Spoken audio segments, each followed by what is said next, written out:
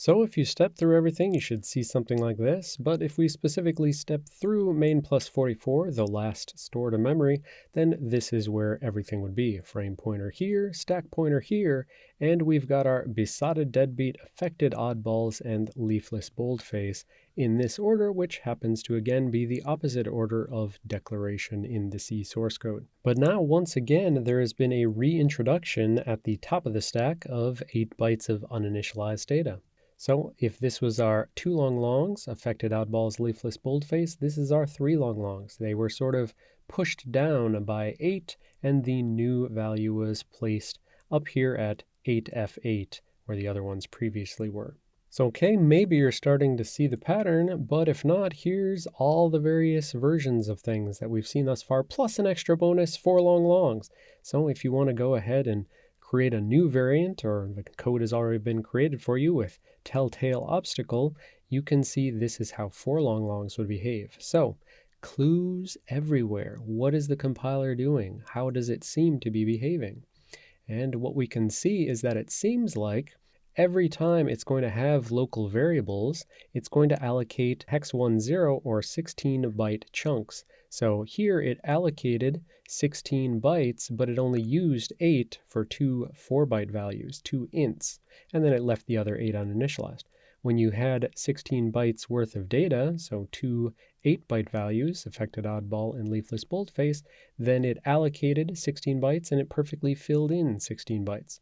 On the other hand, when you had 3 8-byte values, it allocated 2 16-byte allocations, so 32 bytes worth of space, but it only had 24 bytes worth of data, and therefore it left it uninitialized. And the final data point which really hits it home is the fact that if we had 4 long longs, which is exactly 32 bytes worth of data, then it allocated exactly 32. So it seems to be allocating in 16-byte chunks, hex 10 at a time, overallocating if necessary and leaving the unused memory untouched.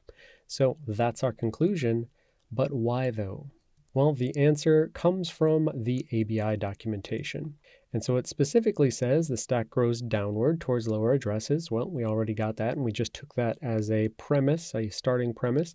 But it says the stack pointer shall be aligned to a 128-bit boundary, that is a 16-byte boundary, upon procedure entry. So the first thing is that when you come into a function, it better be aligned. The stack pointer better be a multiple of hex 10, 128 bits, 16 bytes, hex 10. So you need to start on a hex 10 boundary, and it further says, in the standard ABI, the stack pointer must remain aligned throughout the procedure execution. And that's the kicker here. So if you're going to change the stack pointer, you must change it in aligned or multiples of hex 10. So 2 large variable allocations, this mystery that we couldn't really figure out.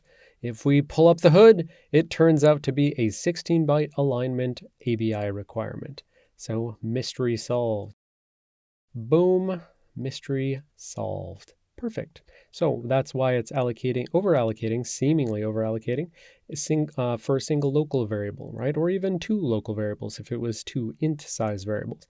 The basic point is it's trying to stay aligned to hex 10 granularity.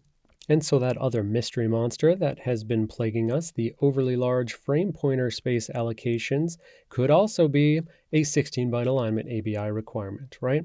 So we saw in just return that it allocated hex 16 bytes for the frame pointer, which is stored, but it was only using 8. It's only using 8 for the actual frame pointer. But if it wants to use 8, it needs to keep the stack pointer aligned. That means it must move the stack pointer down by hex 10. And with that, another mystery solved. Good job, gang. But it seems that the side-eye monkey is side-eyeing these solutions and wonders if they're both just due to alignment, the overallocation for frame pointers and the overallocation for local variables. Well, then in single local variable, we saw 8 bytes for the frame pointer and 4 bytes for the single int.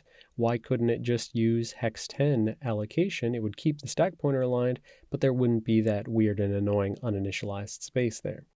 Well, my answer to that is that yes, perhaps it could have done that, but remember, first of all, that this is optimization level 0 for that single local variable O0. So we explicitly told it don't be optimal.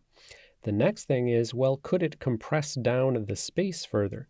And the answer is perhaps. Let's come back to that later. Let's look after we learn a little bit more about other things that could be stored on the stack. But I will just also ask the question, to what end, right? So is the compiler expecting to deal with a situation where it really needs to save space on the stack and it's exhausting all space in the stack?